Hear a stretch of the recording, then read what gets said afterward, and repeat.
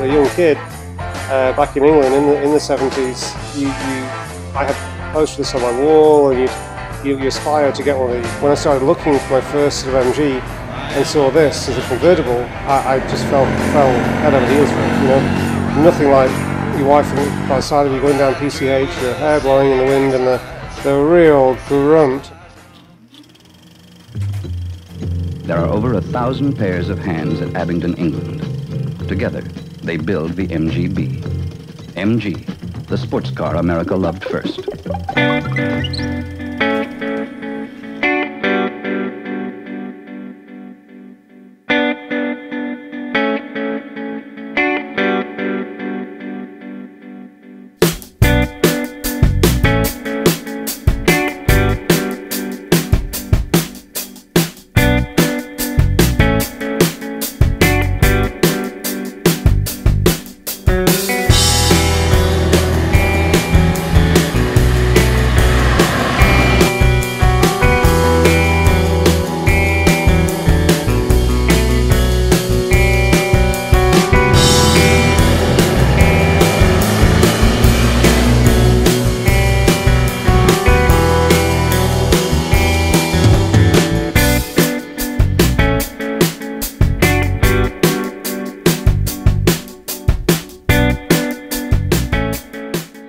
Back in the 70s in England, this was the car to have. I think a lot of the commercials that came out, you know, really said if you wanted to be a real man, you would get an MGB Roadster and get the woman of your dreams, you know.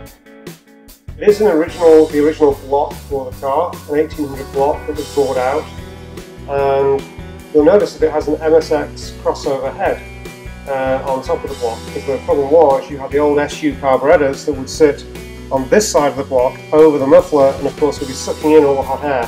So we decided to move the carburation over to the opposite side of the engine where the air was a lot cooler, and indeed change the SUs for twin weathers.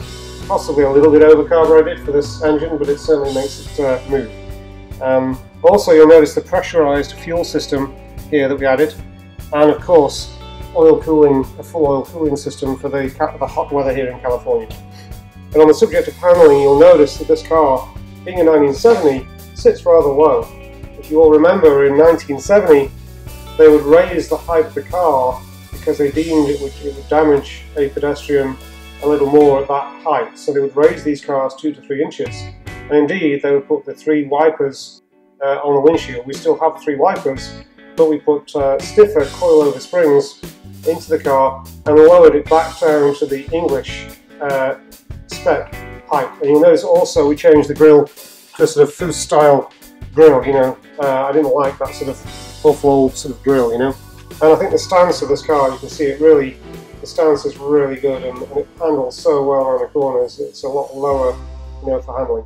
The rest of the changes really were in the interior. We renewed all the interior, the door panels, the seats, the dashboard's all renewed. And again, when you come into a close-up in a little bit, while you see we actually did a bespoke MG logo. My son James found this online and we painted it up and put that in there. And indeed on the freeway, we found that 4 gears just weren't good enough. You know, the revs were very high, 70 miles an hour. We were probably at 35, 40, you know, 35, 4,000 revs at that. So we've actually put a little Toyota gearbox in here, 5-speed gearbox with a really short throw. And you get the real grunt up to 4th gear, and then you can put it into 5th on the freeway, and it cruises all day long. Originally we would have had a full chrome bumper on, and one of the years had a split bumper, and I really like split bumpers. So we bought the split bumper kit, fitted that, and then lowered the number plate down here, got a really nice chrome fascia facade around the number plate. Obviously worked on the exhaust muffler here, chrome tip for that.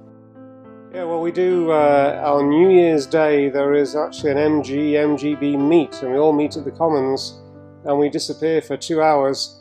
I usually take my little boy who's 12, and a lot of us will go out through the canyons, and the handling is second to none, you know, and you don't have to be driving fast to get exhilarated with this car. You can be doing 40, 45 and really feel the rush and the road, and you're so low down in this and have a lot of fun. And you can imagine there's 20, 30 of these flying up Mulholland. We stop off at the top of the Snake and have a look over the edge, and off we go again. It's a great experience to hear them all, see them all, and of course smell the gasoline coming out of the Webbers. You know, wherever we stop, what's that smell? It's the gasoline.